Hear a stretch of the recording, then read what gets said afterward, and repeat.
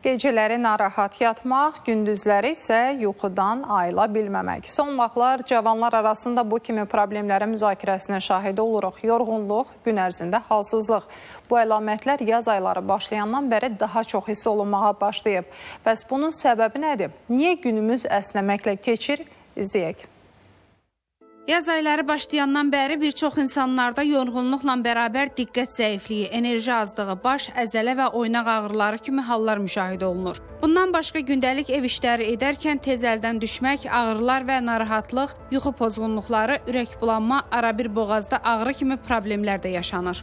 Yorğunluq hiss edirsən, əzginlik hiss edirsən, belə narahatçılıq hiss edirsən, baş ağrıları çox olur. Fəslin dəyişməsi ilə bağlıdır bu. Qan dəyişəndə insanda halsızlıq olur, yuxusuzluq olur. Yaz vaxtı həmin də olur da. Sanki ancaq yuxu gəlir, yatmaq istəyirsən, amma yata bilmirsən. Bəs bu kimi hallara nə səbəb olur? Bununla bağlı həkimə müraciət etdik. Yazdan yaya, qışdan yaza keçid dönəmlərində insanların bədənində bir çox dəyişkənliklər gedir və istər-istəməz hüceyrələrimiz yeni mühitə adaptasiya olunarkən ciddi enerji sərf edirlər ki, bu da bizim bədənimizin zəifləməsindən, immun sistemimizin çökməsinə gətirib çıxardarlar. Qış aylarında günəş şüalarına çox məruz qalmadığımız üçün D vitamin çatışmazlığı bu xəstələrin demək olar ki, çoxunda var.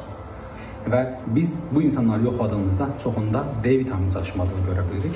Əsəb və stres kimi hallarda immun sistemi zəifləyir və hormon tarazlığı pozulur ki, bu da insanlarda halsızlığa səbəb ola bilər. Bəs bu kimi vəziyyətdən çıxış yolu varmı? Həm həyat şəraitinin dəyişdirilməsi, həm yeni bir məşğuliyyət sahələrinin kəşf edilməsi ehtiyacdır. Əgər bunlara baxmayaraq hələ də klinik şikayətlərimiz davam edirsə, o zaman burada istər psixoloq, istər psixoterapevt və yaxud da psixiatr dəstəyinə də müraciət etmək olar. Həkimlər deyir ki, belə problemlərlə qarşılaşan şəxslər çox vaxt keçmədən həkimə müraciət etməlidir. Çünki hər hansı xəstəlik uzun müddət, yəni 1 ildən 3 ilə qədər davam edərsə, bu zaman onun tam aradan qaldırılması çətin olur və müalicə tam effekt vermir. Turanət Ağazadə, Amil Əliyev, ATV Xəbər.